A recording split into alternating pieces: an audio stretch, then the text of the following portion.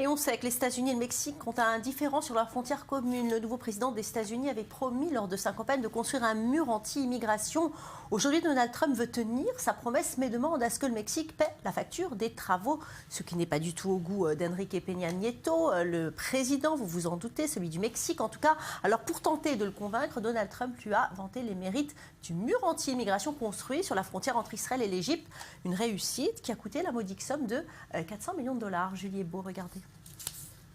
Paysage de sable et de pierre où s'activent des ouvriers qui soudent de grandes plaques de grillage sur de hauts poteaux métalliques. Israël renforce sa sécurité.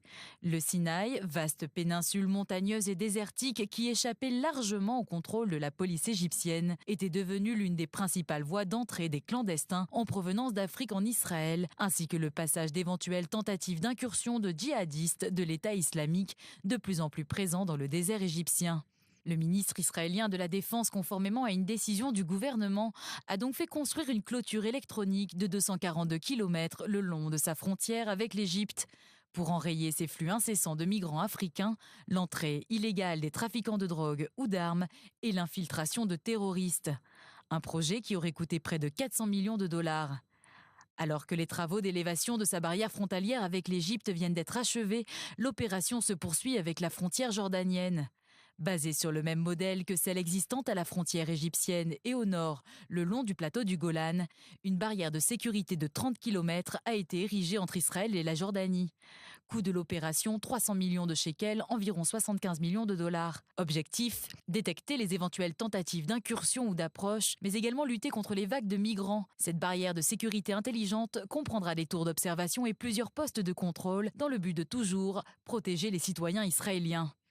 Ces deux barrières de sécurité ne font pas allusion au mur de séparation contre les attaques terroristes érigé en Cisjordanie suite à la deuxième intifada qui avait été condamnée par l'Assemblée générale des Nations unies en 2003 et jugée illégale par la Cour internationale de justice en juillet 2004.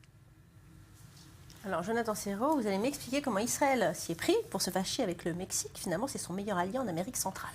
Alors, Benjamin Netanyahou, on peut le dire, a manqué une occasion de se taire, vraiment, car pour la petite anecdote souriante, celle-là, le Mexique est le seul pays à avoir vu la sélection israélienne de football à se qualifier pour une Coupe du Monde. C'était en 1970. C'était pour la boutade. Plus sérieusement maintenant, le Mexique est le plus grand partenaire d'Israël en Amérique centrale et l'Amérique latine, pour l'Amérique hispanique, disons, et réciproquement dans le Moyen-Orient pour le Mexique. Les deux pays entretiennent des relations les plus étroites. Les deux pays venaient de tripler d'ailleurs leur volume d'échanges commerciaux. C'était au mois de juillet dernier pour le faire passer à 2,1 milliards de dollars. Les deux pays aussi ont signé en 2000 un accord de libre-échange, le FTA, qui vise à renforcer la présence israélienne sur le continent américain. Le Mexique aussi importe aux alentours de 300 millions de dollars de biens israéliens sur son sol. C'est énorme. Le Mexique aussi se fournit en armement de manière privilégiée en Israël. Les échanges en matière de sécurité entre les deux pays atteignent des centaines de millions de dollars. Israël a d'ailleurs vendu 2 drones furtifs l'année dernière au Mexique. Maintenant, d'un point de vue diplomatique, et là c'est intéressant, il faut savoir que le Mexique a obligé l'UNESCO à revoter en octobre dernier la résolution controversée niant le lien entre les lieux saints de Jérusalem et le peuple juif. Après s'être exprimé en faveur de cette résolution, l'ambassadeur mexicain à l'institution culturelle de l'ONU, Anders Romer, de confession juive d'ailleurs, avait reconsidéré sa position et donc obligé l'UNESCO à revoter. La résolution avait été au final adoptée. Les deux pays ont d'ailleurs signé un mémorandum, c'était en 1997, de consultation pour aligner d'ailleurs leur position sur toutes les scènes internationales.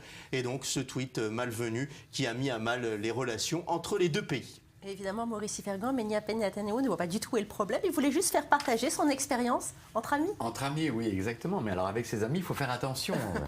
Là, non, le problème, c'est que Benjamin Netanyahou est très fort, mais peut-être qu'à force d'enquête, à force d'affaires, Benjamin Netanyahou a fini par tout mélanger. Maintenant, il accuse, vous allez entendre le Premier ministre, accuser tout simplement la presse de gauche d'avoir fait une affaire d'État de rien du tout. Je vous propose d'écouter le Premier ministre.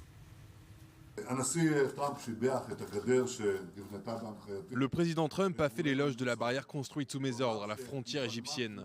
Il a dit que la barrière a arrêté presque entièrement l'infiltration illégale en Israël. Comme je l'ai déjà dit, il a raison.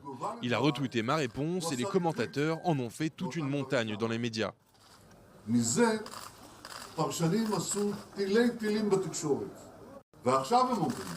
Maintenant, les médias viennent me dire « Vous avez blessé le Mexique, vous avez ruiné les relations avec eux. » Mais qui a parlé du Mexique ici? Nous avons de bonnes relations avec eux et cela va continuer.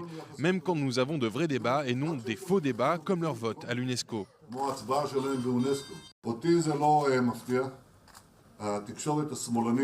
Je ne suis pas surpris. Les médias gauchistes sont lancés dans une campagne bolchevique de tir à vue, de lavage de cerveau et de calomnie contre moi et ma famille. Jour et nuit, ils produisent contre moi un flot de fausses nouvelles. Il n'y a pas d'autre mot, un flot de ce qu'on appelle des fausses informations. Voilà, des fausses informations. En attendant, le tweet existe bien. Et Valérie, je vous supplie, ne me posez pas la question de savoir ce que ça veut dire retweeter, parce que je n'ai pas encore très bien compris. On va vous expliquer en antenne, Maurice comment Trump a retweeté le tweet de Benjamin Netanyahou, je n'arrive pas à saisir. Maintenant, le fait est que pour Benjamin Netanyahou, on a fait de rien du tout une histoire d'État. C'est encore une fois le problème de la gauche, de la presse de gauche israélienne qui fait trop de bruit contre sa famille. Maintenant, Benjamin Netanyahou ignore une chose, c'est que le président du Mexique s'est tout de même entretenu par téléphone avec le président de l'État d'Israël, Reuven Rivlin, pour mettre les choses au clair, et que le ministre mexicain des Affaires étrangères, lui, parle carrément d'agression. Je vous propose de l'écouter.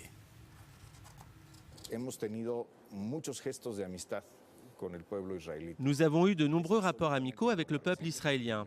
Et il est absolument incompréhensible que le Premier ministre ait ce genre de discours.